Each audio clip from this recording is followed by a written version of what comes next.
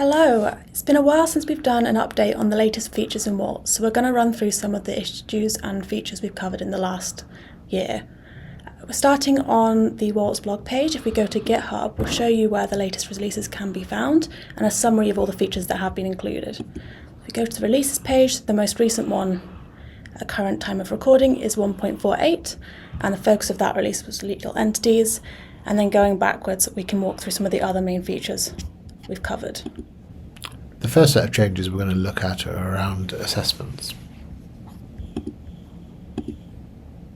Assessments have been around for a while in Waltz now, and they're used to augment the data we have around entities, typically applications. You can see some examples of them here, information classification. You can also see a preview of some of the new stuff.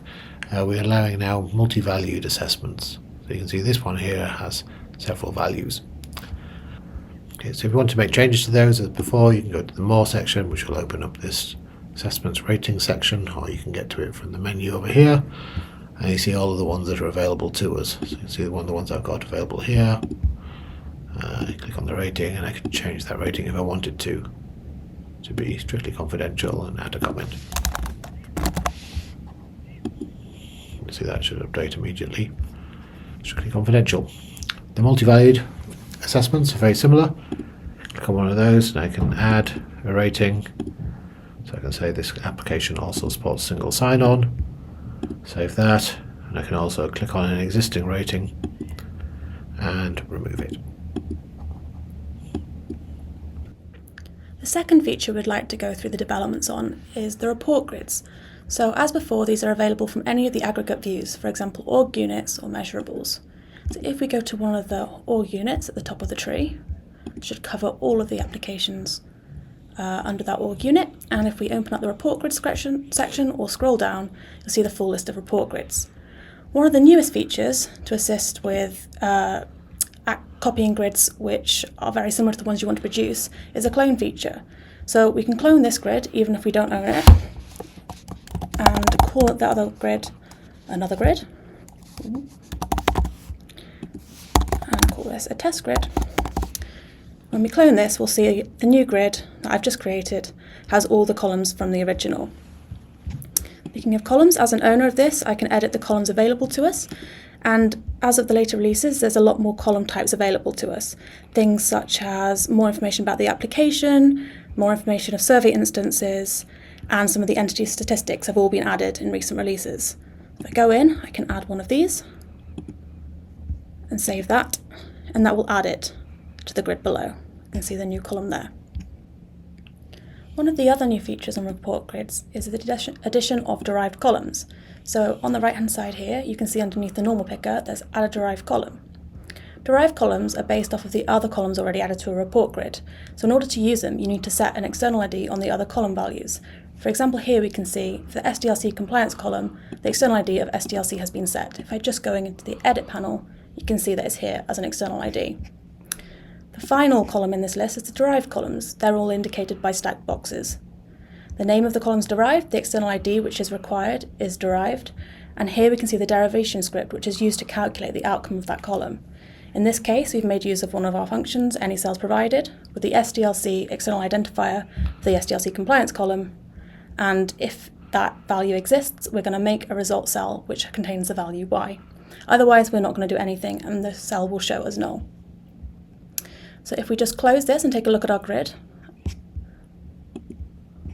we can see now that an additional derived column has been added with the value y where the SDLC compliance column has been filled in. Derived columns can also be built upon other fixed columns or other derived columns, so you can aggregate them as well. Okay, a final feature that's recently been added to report grids is the idea that we can generate filter group notes off of a set of applied filters to the existing grid. So I've just opened the filters tab up, and we can see here we've picked filters for two of the different columns, information classification and support manager. If I select public information classification, you'll see that the grid below has been filtered to a set of 3 applications. And if I then also filter where a support manager is provided, you'll see that that resulting combination of those 2 applied filters is the 2 rows below.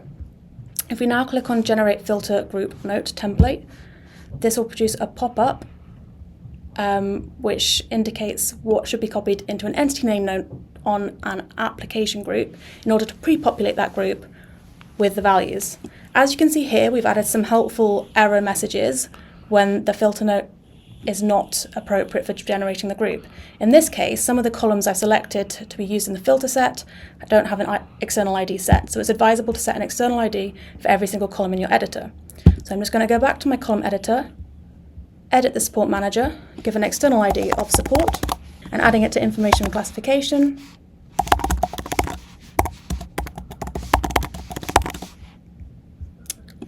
Closing, saving that. We now see the external IDs for both of the columns I'm interested in applied. If I go back to filters, reselect these two columns, and generate the note again, we'll see that the errors have gone. We can then copy the filter group via the button, go to the home page, and create a new application group using the Create a New Group button at the bottom. This is public classification with support. If I update that, view, and then in the notes section, if we open via the navigation panel to the left, we can add a new note. There's only one available, and if we just paste the content of our copy clipboard, you'll see a preview on the right hand side. We can save that, and overnight these groups will be recalculated, but to trigger this ahead of time, we're just going to click here to refresh the group. Go back to the group we've loaded, and we'll see the two applications have now been added. We can open that section and see the same two applications that were there in our report grid. Moving on, a couple of smaller changes we wanted to highlight. When we're looking at aggregate pages, so org units, people, etc., there's a couple of new features. So one is the overviews. We've added a new widget here for the assessments, and you can choose which assessment you want to see, and it just shows you a little bar graph breakdown and shows you how many apps have the following assessment values, the rating scheme items we looked at earlier. The other area I wanted to point out is in the cost section. Previously we've only shown you the current year costs, or the most up-to-date costs, whereas Waltz had them on the database, it just never showed them. So now you can quickly move between the cost types, but you can also just move between the years. Final thing we wanted to show and demonstrate is the new support for legal entities within Waltz. Legal entities are best explained by a quick diagram. So we can see here we have a basic model which is showing that that there is legal entities, which is a new entity type in Waltz, which can link to other entities, typically applications, via a relationship, and those relationships can have a certain kind. So for instance, one of the driving use cases here was to model controlling legal entities. So that would simply be a relationship between a legal entity and application, and the relationship kind would be controlling legal entity. How does that work in practice? If we go and have a look in Waltz, there's a couple of new areas. We can see all the relationship kinds. So we can see here there's the controlling legal entity. We can see here we've got some basic stats about its usage in this test instance. We can see there's about 200 odd occurrences. We can see them all here. We can also drill in and have a look at a particular relationship. So this particular legal entity relationship is between an application and a legal entity. We can also see these in sort of more pivot views. So we went and had a look at a particular organizational unit. So let's say we've taken this one, which only has 6 applications in this sample data. We can say, okay, show me now the legal entity relationships. We can see here it's showing us just the legal entities between apps that belong to this org unit and whatever legal entity. You can see also here that we've augmented this table with an assessment. So each one of those relationships can also have a set of assessments associated with it. In this case, we've added some data classification type rules. That can be anything you want, region, for example. The other area you can see that obviously is on applications, type of data from an application perspective. So this is showing us all of the legal entities associated with this application. We've added support for quick modification of these relationships. So once the legal entities are loaded into the system, which currently isn't supported by the GUI, it needs to be a job, but the actual relationships are designed to be maintainable within the GUI. So again, if we go back to this sort of master list, which was all the legal entity relationships that Waltz knows about for this controlling legal entity relationship type, you can see there's a bulk upload facility, which allows us to simply cut and paste a set of values and update those relationships. We'll go into this in a lot more detail in an upcoming video. One final thing to note on Waltz, which we can't really demonstrate graphically so much, is we overhauled some of the permissions. So we wanted to make the permissions more fine-grained. So rather than just giving people a role, it says that they can update different types of things in Waltz.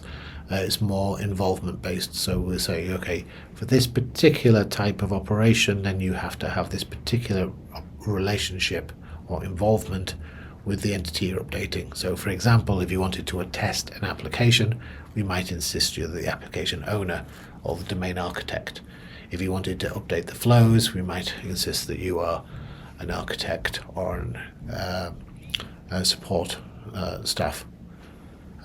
We'll try and do another video on this later, and a blog post to go into the tables and what needs to be done to enable this. Anyway, that wraps up, I think, everything we wanted to discuss. Jess, anything you wanted to add? Nothing from me. Okay, brilliant. Okay, thank you very much.